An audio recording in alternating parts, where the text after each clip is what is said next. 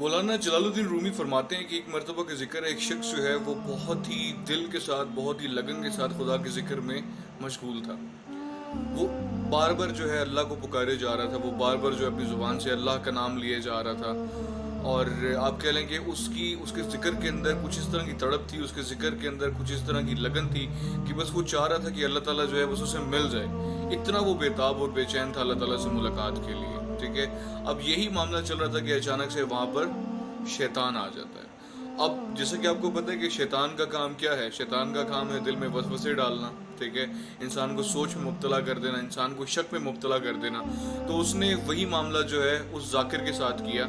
شیطان اس ذاکر سے کہنے لگا کہ یار تم مجھے یہ بتاؤ, میں تمہیں بہت دنوں سے دیکھ رہا ہوں, میں تمہیں بہت عرصے سے دیکھ رہا ہوں, تم روزانہ جو ہے اللہ تعالیٰ کا اتنی شدت کے ساتھ ذکر کرتے رہتے ہو, کیا کبھی تمہیں ایک مرتبہ بھی اوپر سے آواز آئی ہے کہ ہاں میرے بندے بول, میں تیرے پاس ہوں, یا ہاں میرے بندے میں حاضر ہوں, یا ہاں میرے بندے میں تجھے سن رہا ہوں؟ کبھی کچھ ایسا معاملہ ہوا ہے تمہارے ساتھ؟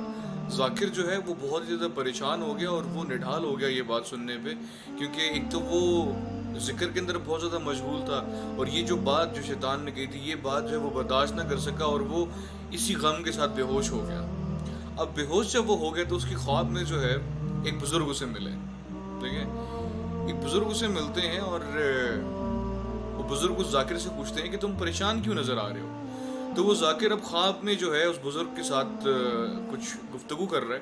وہ کہنے لگا کہ اے بزرگ, مسئلہ کچھ اس طرح سے ہے کہ میں اللہ تعالیٰ کا بہت ہی دل کے ساتھ ذکر کر رہا ہوں, میں اللہ تعالیٰ کا بہت ہی عرصے کے ساتھ میں ذکر کر رہا ہوں, میں اللہ تعالیٰ کا اتنے عرصے سے ذکر کر رہا ہوں, لیکن مجھے بھی کبھی اللہ کی طرف سے کوئی آواز نہیں آئی, مجھے کوئی وہاں سے کوئی جواب نہیں آیا کہ کیا وہ مجھے سن بھی رہا ہے, کیا میرا جو ذکر ہے وہ قبول بھی ہو رہا ہے, یا کیا میرا جو الفاظ ہیں وہ اللہ تعالیٰ تک پہنچ بھی رہے ہیں یا نہیں.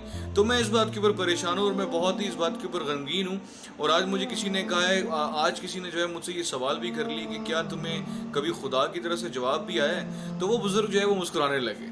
ٹھیک ہے, تو اس بزرگ نے یہ کہا کہ مجھے یہ بتا کہ جب تو اللہ کہتا ہے, جب تو ایک مرتبہ اللہ کہتا ہے تو تجھے کون ہمت دیتا ہے دوبارہ اللہ کہنے کی؟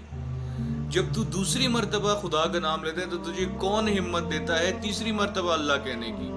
جب تو بار بار اللہ کو پکار رہا ہوتا ہے تو وہ کون ہے جو تجھے طاقت دے رہا ہوتا ہے؟ وہ کون ہے جو تجھے توفیق دے رہا ہوتا ہے؟ وہ کون ہے جو تجھے ہمت دے رہا ہوتا ہے کہ تو اٹھے, تو اللہ کے ذکر کے اندر تڑپ ڈال دے, تو اللہ کے ذکر کے اندر شدت ڈال دے, تو اللہ کے ذکر کے اندر لگن ڈال دے, تو اللہ کے ذکر کے اندر اپنا دل لگا لے؟ وہ کون سی طاقت ہے جو مجبور کر رہی ہے تیرے دل کو تڑپنے کے لیے؟ کبھی تو نے یہ سوچا ہے؟ تو وہ ذاکر یہ تمام باتیں جو ہے وہ سن کر خاموش ہو گیا. خاموش ہونے کے بعد بزرگ نے جب یہ معاملہ دیکھا تو بزرگ نے اسے بتایا کہ دیکھ میری بات سن, تیرا بار بار اللہ کو پکارنا ہی اللہ کا جواب ہے. جب تو ایک مرتبہ اللہ کہتا ہے تو تیرا جو خدا ہے وہ تجھے جواب میں یہی کہتا ہے کہ ہاں میں تیرے پاس ہوں, تبھی تجھے توفیق ملتی ہے کہ تو اگلی دفعہ اللہ کا نام لے سکے. بار بار یہ اللہ ہی تو ہے جو تجھے ہمت دے رہا ہے, یہ اللہ ہی جو ہے تجھے طاقت دے رہا ہے. تو میرے دوستو, ہم اکثر اوقات ہم لوگ یہ سوچ رہے ہوتے ہیں کہ ہماری دعائیں جو ہیں وہ سنی نہیں جا رہی, ہماری جو دعائیں ہیں وہ قبول نہیں ہو رہی, ہماری جو دعائیں ہیں ان کا جواب نہیں آ رہا. تو میں آپ کو یقین دلاتا چلوں کہ اللہ تعالیٰ ہماری ہر ایک دعا سنتے ہیں, اسے سمجھتے ہیں, اس کے مطابق ہمیں نوازتے بھی ہیں. اور اگر اللہ تعالیٰ ہمیں نواز نہیں رہے تو اس میں بھی کوئی نہ کوئی مصلحت ہوتی ہے. ہو سکتا ہے وہ آپ کے لیے چیز بہتر نہ ہو جو آپ مانگ رہے ہیں, ہو سکتا ہے اللہ تعالیٰ نے آپ کے لیے اس سے بہترین کا فیصلہ کیا ہو سکتا ہے کہ اللہ تعالیٰ نے آپ کے لیے کچھ اور فیصلہ کیا ہو سکتا ہے کہ اللہ تعالیٰ جو مقام آپ مانگ رہے ہیں اس سے بڑا مقام آپ کے لیے تیار کر کے رکھا ہو. تو صبر رکھیں, اللہ تعالیٰ دعائیں سنتے بھی ہیں اور ان کے جوابات بھی دیتے ہیں.